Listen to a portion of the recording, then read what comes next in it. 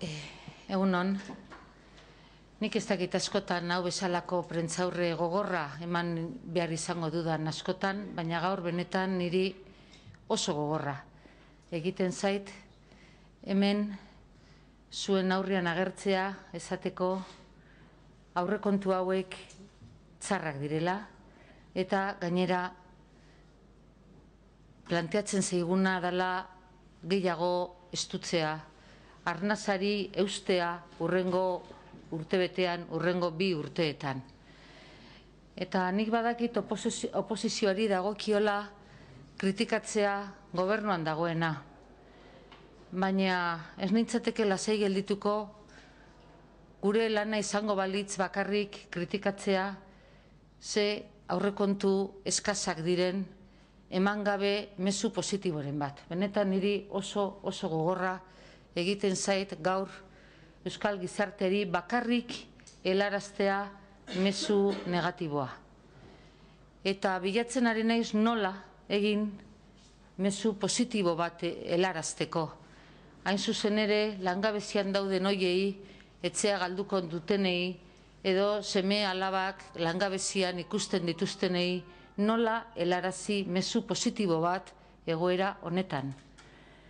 Eta bakarrik bururatzen zait esatea gure oposizioa erresponsable eta kontziente izango dela eta hain zuzen ere adoretu nahi dugula gobernua beste irtenbide batzuk bilatzeko.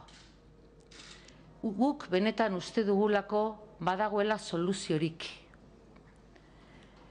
Hemen bakarrik planteatzen ari da gastua nola egokitu, nola moldatu.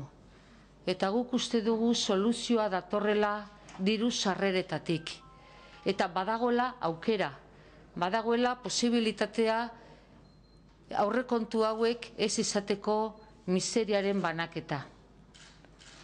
Eta horregatik gure oposizioa izango da Jaurlaritza, gobernua bultzatzea, sasatzea, adoretzea, bestelako diru iturriak lortu ditzan. Ez hartzeko oraingo status quo hau egintzat, emantzat eta alda ezintzat. Esan nahi diogu badagoela zer egiterik aurrekontuak handitzeko eta behar diren beharrei erantzunak emateko.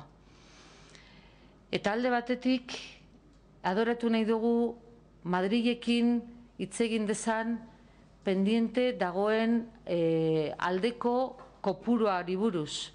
Hau da, hor badago zor metatua positiboan du erkidego honek eta uste dugu gobernu honek indarra egin behar duela hain zuzen ere pendiente dituen kopuru horiek bereskuratzeko.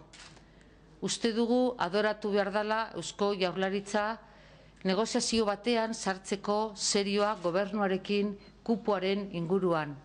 Eta ez emateko egintzat Madrilek berak egin duen kalkulua kupoari dagokiola.